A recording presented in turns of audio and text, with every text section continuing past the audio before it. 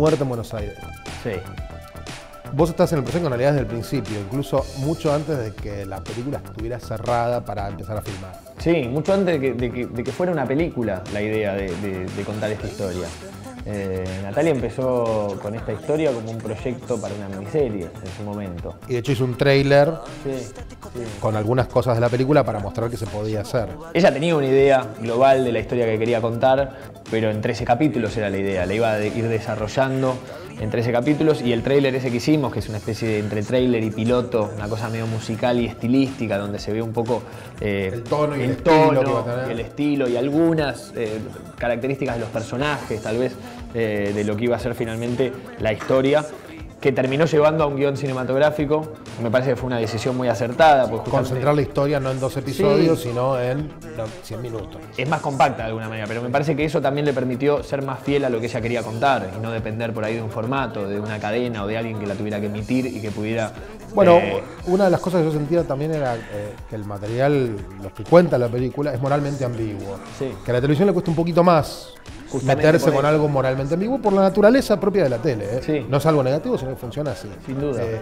Cuando vos, Nati, te trae el guión ya como película y ves que este personaje hace lo que hace, que no lo quiero decir porque nos están grabando y no quiero quemar la película a nadie. Sí. Te agarró miedo, dijiste...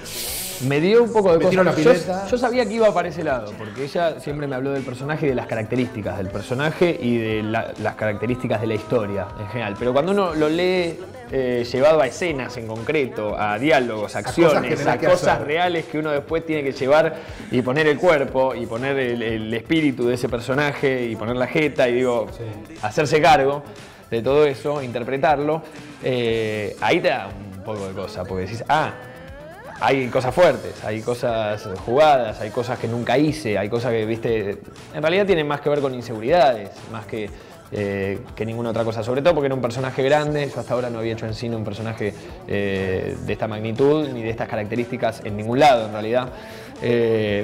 Y sí, ahí te da un poco de escozor cuando lo lees, pero después en realidad estás metido, siempre supiste más o menos de qué se trataba. Pero vos llegaste tardío a la actuación, venís de una familia de actores, Sí. Tu hijo empezó a laburar cuando era, digo...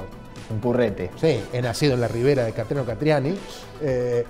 Digo, vos llegaste en realidad muy interesante, porque vos llegás casi por el cine a la actuación. Sí, un poco sí. Pero no enfrente a la cámara. Sí, fue algo que fue un poco de la mano, pero en realidad me hice más cargo primero de eso. Yo empecé a estudiar cine y teatro paralelamente, pero lo del teatro siempre fue como...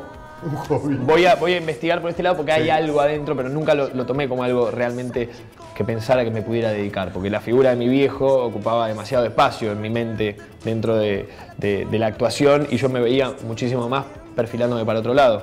De a poco ese juego de las dos cosas fue cambiando.